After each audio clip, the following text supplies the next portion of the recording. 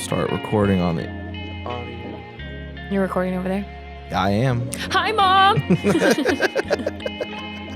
Welcome into Beyond Sunday. My name is Luke, and I am joined by Alyssa Jensen. Alyssa Jensen is the Creative Experience Coordinator here at the Springs. Alyssa, I appreciate you coming on the podcast. Thanks for having me. Yeah, of course. And Alyssa, we'll give kind of a background. I like to do this with people that are on for the first time. Mm-hmm. As far as being at the Springs, how long have you been at the Springs just attending? Just 3 years. 3 years. Yeah. And then, because you've been on staff for how long then? A year. Okay. So a couple years just coming, or were you guys originally from the Florida area, like from Ocala, or did you guys move from somewhere else? So I lived in North Carolina. My husband received a job offer here. We lived in Gainesville for a year, and then we came to Ocala. Okay. Because it's slow Ocala, so that was kind of our speed. Yes, yeah. Well, not so much anymore, but it says Gainesville, college town, and then how did you like living in Gainesville? I mean, I wasn't a college student, so it was a little chaotic, but I appreciate Gators. So. Yeah. So being in North Carolina, coming there, and then now here, and how did you initially even find the Springs? Was it just like word of mouth, or how did you find us? So I really wasn't like working on my relationship with God at the time, but I knew my kids needed Jesus. Right. And so I was looking up schools, and I found Church of the Springs preschool, and I was like, okay, this is where I'm going to send my son. And I was like, I know I'm just not in the position to teach him right now. I'm not there spiritually. And so I was like, I'm going to let these women do it because I know they can. And so then I started watching online. Wow. And that's how I started coming to the Springs. Did you grow up in church? I did. Okay. So grew up in church and then fell away and then got reconnected back with when you came to Ocala. Is that like you went... So in Gainesville, y'all didn't go anywhere. And then when you came here is when you started getting plugged in again? Yeah. I had not been in church in a decade. That's crazy. Which is so crazy. I think it's crazy. Like I think knowing that story of how you fall away for a decade and come back to it, it kind of like it's just further proof that like Jesus actually changes lives. Oh, 1,000%. Like there's the Holy Spirit is real. He does convict. And he does help us and guide us. And it's like, because did you pray to receive Christ when you were in church? Like prior to that, when you grew up in church? Yeah. Okay. I was 8 or 9 years old. Yeah. It was just when I started to become an adult and do my own thing. Of course. I just was like, I don't need God. Well, that's easy. I got this. Yeah, that's easy to do. Especially like you said, as you get older, you get your independence. And it's like you don't just shed the earthly independence. Like you can absolutely shed the faith, spiritual aspect of independence too. Like, I don't need anything. I'm grown. I can pay my bills. I can do whatever. Yeah. But I do think like that's awesome because I was saved around the same age, like 8 or 9. Oh, cool.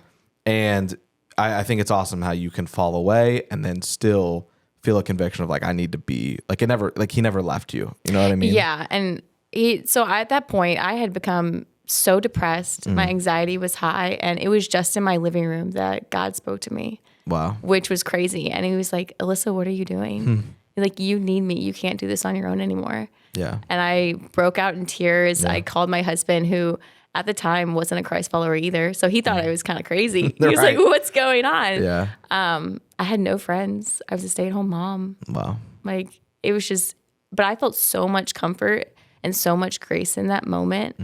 And I started watching the Springs online, and he was like, go to the Springs. And he's just like, here, I just was watching someone on staff, and he's like, just go talk to this person. I'm like, I've never been in this church, let alone been in a church in a decade. Yeah. And so I set up a meeting with someone and rededicated my life. Wow. And immediately got plugged in. Yeah. Yeah. Yeah. And it's also crazy because I know you now, and I didn't know you when you were not going to church and not plugged in. So like seeing you now and seeing your passion for the Lord, but also for like making the experience great, which we're going to talk about in a minute. But being able to see all that now, like it doesn't seem real that you could have been away from him and like doing all those things. So just a testament to Jesus and to everything that he does for us. Super cool to see. So you, in coming back to the Springs now, at what point were you like, okay, I want to try to get a job and work in ministry? Like, how did that all unfold? Getting a job here, what was that process like? So I had been a stay-at-home mom for years. And I was one day walking out, and I was like, when I have to go back to work, I want to work here. And my husband's like, you know how many people want to work at the church, especially Church at the Springs. Yeah. He's like, do you really think? And I was like, I'm going to pray about it. I prayed about it for a year. And then Olivia, who's on staff here, she got plugged into my small group. And she was like, I think you need to be on staff. Wow. You're so creative. Like, what, do you think we can make this work? And I was like, I don't know, but this sounds crazy. And then one thing led to another, and I was here. Well, so, and like we said too, the creative experience coordinator, that's your title. And did you know, because obviously a huge part of that is just simply being creative. Yeah. Have you been like a creative for like, would you have considered yourself to be a creative like prior to this, like as far as like designing and all that kind of stuff? Were you in that world already? No. Okay. So honestly, I even told Heather about this recently, that I didn't come into being creative until I accepted Christ as an adult. That's when I feel like I understood what my spiritual gift was, and leaning into that and what God has called me to do, and to use that for others and not for myself. Wow. Yeah. That is awesome. And so what was was there a big learning curve coming on staff at the Springs, as far as like, did you come on staff as that role? Yeah. Okay. And so you just kind of were like, did you feel like you were winging it at first? Yeah, I did. I was like, I don't know what I'm doing, but I love the people. And it was a little nerve wracking, but I was like, God's called me to do this. Yeah. And if he thinks I'm good enough to do this, then I'm good enough to do this. And I think that like just the boldness, and you talk about like, the fruits and the fruits of the Spirit and the things that God, blesses us with, but also like just the boldness to feel like, okay, because you have called me to this, I can do it. Exactly. And that also blows me away, because that's just further proof of like, you step into the church and you can become literally a new creation, right? Oh, 100%. Where it's like, I'm not just doing my quiet time in the morning or praying before I eat. Like, I have stepped fully into this by doing something that like I didn't even do before. And so that's a really cool story. And man, and so in your now 3 years at the Springs, do you have like a favorite memory? It can be from when you were just attending, and then one from when you were on staff, or what? Do you have favorite memories or memory that sticks out to you? Yeah. So just this in the congregation. Yeah. When I got baptized, I think that was the biggest moment for me. I remember how nervous I was just to be in front of that many people. And I'm in the back waiting in line. And I was just like, God, here I am. Like, I'm being obedient. This is what you call me to do. I'm freaking out right now, but you want me to do this. And I remember after I said that, there was a little kid and a lady in front of me. And they're like, I'm so nervous. What do I do? And I completely lost that ability to feel nervous for myself, because I was helping them. Yeah. And I was like, that's all God. Like, I was just so consumed with like, oh, it's going to be okay. You're doing this for the Lord. This is amazing. And when I got out there to get baptized, I was like, I'm doing this for you. Yeah. And I got out of the water and I was like, yes. Yeah, you were emphatic, because it's a video now that like we use that clip, I believe, on Countdown. Yeah. For our countdowns. And it's like, I see the clip all the time as I'm like looking at the screens in the lobby leading up to the service time. Yeah. That's what I was going to say. It's like, you talked about being nervous, but once you got in the waters and you came out, you were emphatic about it. And that is incredible. And then as far as on staff, do you have a favorite moment in the year that you have been? Is it really? Yeah. Did you start like this time last year? Maybe it's a year and a half. Okay. I was going to say, because I've been here like 6 months already. There's no way that you'd only been here for like 6 months by the time I got here. Time flies when you're having fun. I don't know. Yeah. Do you have a favorite memory from the past year and a half? Yeah. So it's when we had Uncharted. And I was making this big masterpiece in the lobby. It was an image of the boat, and it was all different squares. And I was like, this is a great idea. This is original, you know? And it fell multiple times.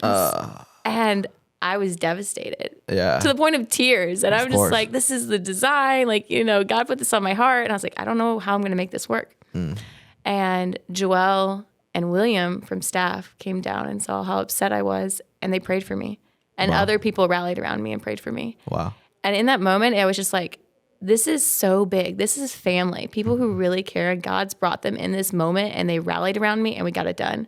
Wow. And it was just a testament to God and his faithfulness and how much he loves me. And this is exactly what he's called me to do, because he wasn't going to let me fail. Right. and you talk about that. So you were doing something for the lobby as far as like your job responsibilities. Yeah. What is the kind of a maybe like a week to week? Like, what are you like? Is it different every week as far as what you're doing and dreaming up, and kind of talk about that and the team that you've got around you that helps make it happen too? Yeah. So it just depends. New series, designing the lobby for 4 campuses. So orchestrating what design works for each campus, finding volunteers to help execute, and also collaborating with the communication team. Yeah. And I will say this. So you collaborated with the communications team a lot yesterday. Yes. Because we are currently, as you guys are listening to this, we're coming up on, for At the Movies Week 2, we are doing Elf. For those of you that weren't here on Sunday and heard us announce it, Alyssa's the first person that we reach out to when we need something to look good. So yesterday, when we were planning this, we were talking about it, and we were like, how can we make this look the best that it can? And we're like, well, we're going to call Alyssa and we're going to figure it out. Yeah. So then Alyssa ended up in the line of fire. Her house got volunteered. Yeah. And so we went to Alyssa's house, and then your partner in crime, Heather Miller. Yes. You guys always need her. You guys actually made a pot of spaghetti for us. Out of the Instant Pot. Out of the Instant Pot, which shout out the Instant Pot. It's a great creation, to be honest with you. But noted, my house was under renovation during this. Yeah, that was the other thing too. I was like, that's why I didn't know. Yeah. As far as using it, I was like, are you like, it's fine if not. Like, we don't need to. Yeah. Because I knew I'd seen like your Instagram, you had talked about the kitchen being renovated. I was like, I know that she might not be in a place where she's like, yeah, I want to have a camera crew. I mean, anything for you guys. Well, quite literally, because I had texted you and you were just like, yeah, I'm in. Mm-hmm. And that's the type of stuff too that's contagious with a church staff, where it's like when one person demonstrates and that story gets told about how that, like, there was no questions. Yeah. You were just like, I'm in. Yeah, I have to. Yeah. I'm like, I love helping people. And I feel like that's what, again, God has called me to do. And it's like, I told God then in the beginning, I'm in. And so any opportunity he gives me, I'm in. And like I said, quite literally, because I texted you and there was not any like questions. It was just, I'm in. And normally I have questions. But I said, I screenshot it and I sent it to Jacob. I was like, Alyssa's in. And he was like, man. And I literally told him, I was like, it's incredible to have people that are just willing to do whatever. Yeah. And then to offer up your house that's under, you're doing the renovation in the kitchen. Yeah. And then we walk in and like, you won't be able to even tell by the shot that you couldn't have like your drawers and stuff like that from the kitchen. We're like on the ground, but it's like you can't see any of it in the shot. No. And you've got the Christmas tree behind it, and the TV, the entertainment stand was decorated as well. So you and Heather put it together and were the MVPs for us yesterday. Go Heather. And now in the vein of, we're talking about the Elf shoot and Christmas movies. This is a great time because this is probably the only time that I watch a movie repeatedly. Yeah. I'm the type of person that, like, if I already know the ending, I'm not going to watch the movie. Really? Like, I just want, it's very few movies, like maybe like comedies and stuff. Okay. To an extent, but like with Christmas, like I'll sit down and watch whatever movies on TV when it comes to Christmas. You have to. For you and Christmas movies, when I say Christmas movies, what's the first one you think of? Home Alone 2. Really? Yeah. Home Alone 2, is it a family tradition now that you guys have to watch it? Yeah. Yeah. My 6-year-old, he loves it. And then my 4-year-old, he's just like, Merry Christmas, you filthy animal. And I'm like, it's like the only time you'd allow him to talk I'm like, this is the only time you can talk like this. But it reminds me of my kids, just like how rambunctious they are. Yeah. But they have such good hearts. Right. So Yeah. I love it. Are there any others that maybe not come close, but when it's Christmas season, you're like, yeah, I probably will watch this and sit down on the couch and watch this. Are there any other ones? I'll say Elf. Yeah. It's pretty classic. That was mine too.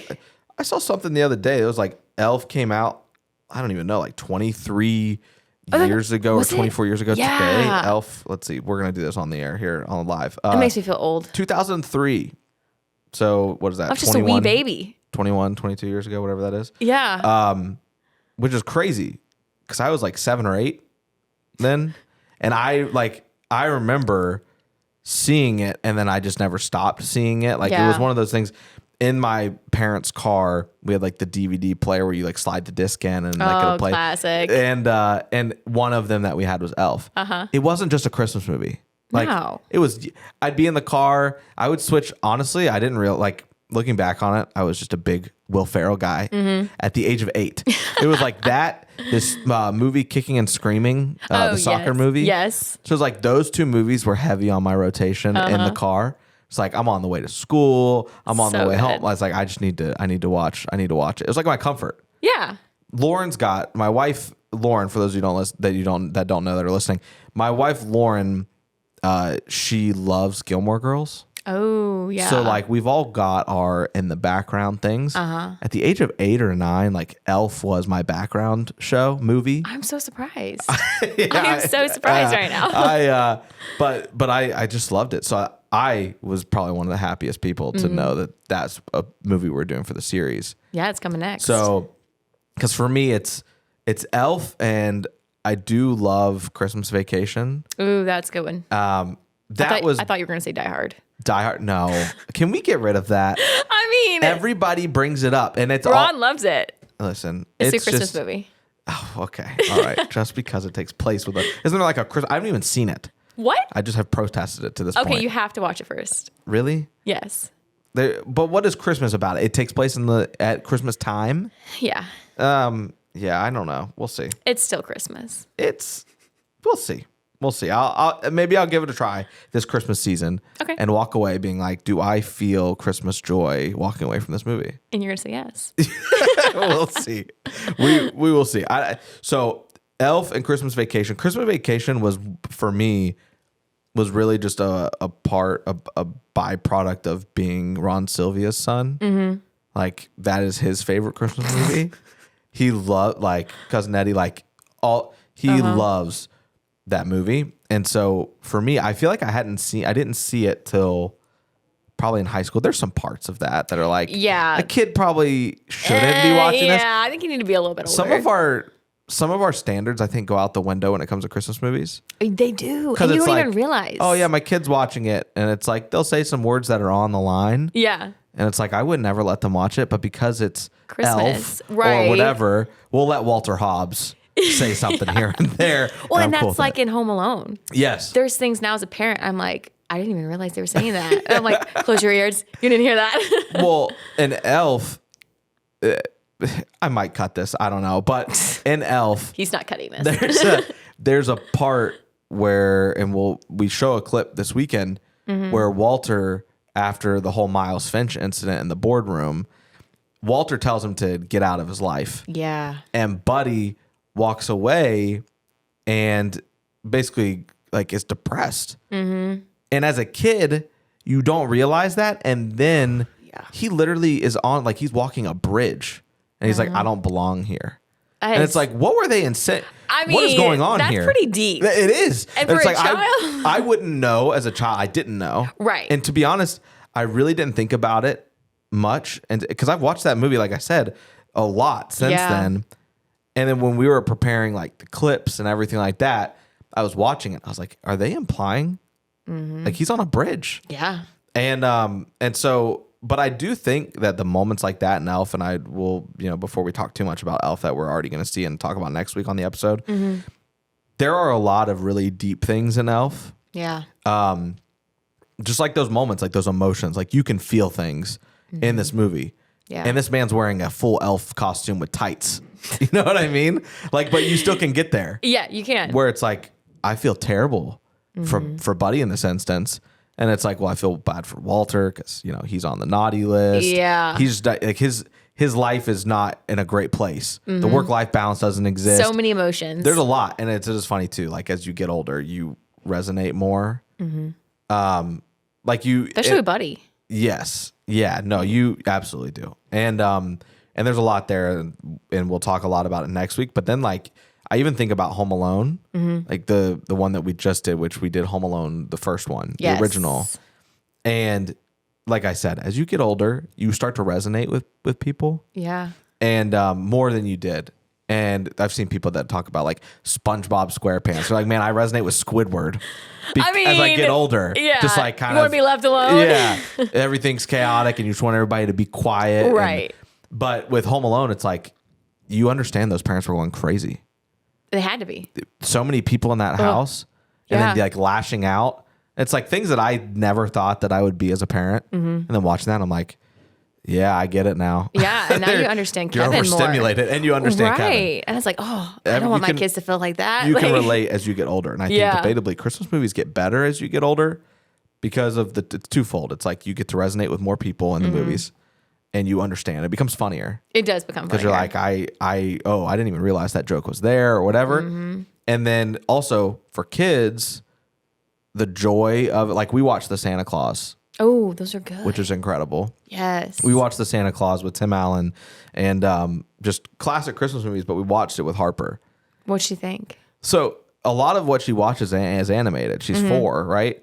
And so we sat down and Lauren and I we just wanted a break from Gabby's Dollhouse on Netflix and all the other things that shows that she watches. That's good stuff. We watch it all the time. And I was like, we just need a break. Like, so let's watch them in Christmas. Yeah. Because again, those things never get old, and a lot of these are like targeted to kids, but you can still enjoy them. And so it's one of those shows that like there's moments where you can sit down and actually you both enjoy it. Yes. Like the kid and the parents both enjoy it. Always with Christmas movies. So we sit down with the Santa Claus, and she sat through the whole movie. Wow, which one? The first one. I'm surprised. Me too. We were like, there's no way that she's going to sit through this. It's not animated. Yeah. It's not 2024 quality. Exactly. And she's got standards whether she realizes it or not. And so, yeah, she sat through the whole thing. That's impressive. It is impressive. And for you, and I mentioned like Christmas movies are awesome because kids can see through like they love Christmas movies, the joy of Christmas. And as a result, because of the joy of Christmas, we started decorating like way earlier than we ever have. Yes. A couple weeks, like 3 weeks before Thanksgiving, I think, or 2.5. For you, when do you guys start the decorating process or the Christmas movies, all that kind of stuff? November 1st. November 1st. Never fails. Has that been the case? Like before kids? Yes. You were always that way too? I love Christmas. Man, I am crazy. Christmas. I am Christmas. For me, I was always the one until this year that was like, we're not doing anything Christmas I remember until you saying Thanksgiving. That. Scrooge. No, it's not Scrooge. It's how I was raised. Like it was like the tradition of it all. So like after Thanksgiving, we would eat all that kind of stuff. And I think typically that night we would get the tree out and start putting stuff. So it was a cool tradition. Yeah. Because it's like a holiday and then you go right into the next one. It's just that some people experience Halloween and then they go into Christmas. I guess. But the turkey still tastes the same with the tree up. So Yeah. But I do feel like there's a movement happening of that. Like I saw so many people. And I don't know if people just need to pick me up. I think they're searching for joy. I really do think so, for sure.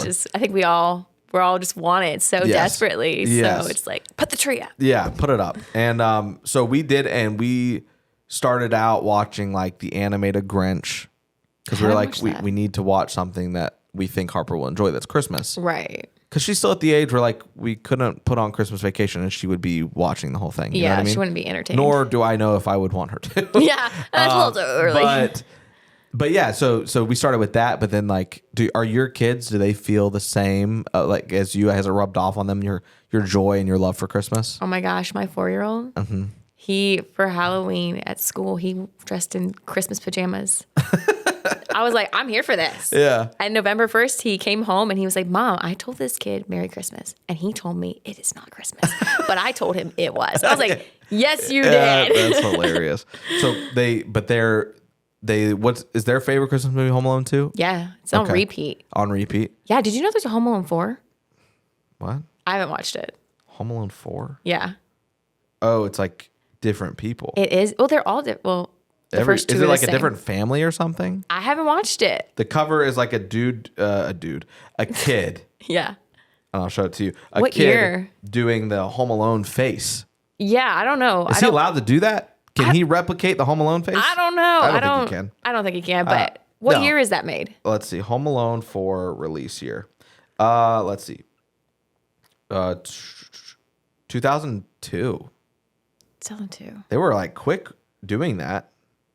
That is quick. Because let's see, was that 2002? Because wasn't like 1994 the first one was made? Yeah, maybe because Home Alone 3 was 97, so they gave it 5 years.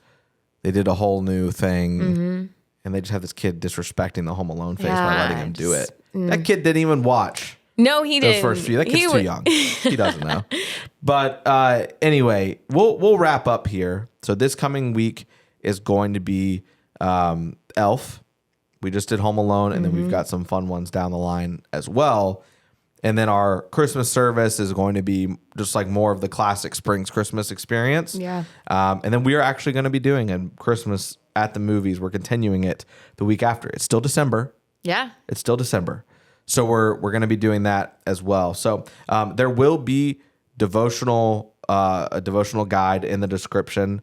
Though there wasn't much talk about like the message and all that kind of stuff. We are still going to put questions below for a devotional and a small group leader guide. So hope you guys enjoy that, and we appreciate you guys tuning in. So we'll catch you guys next time. Thanks, guys. See ya. Perfect. Ugh.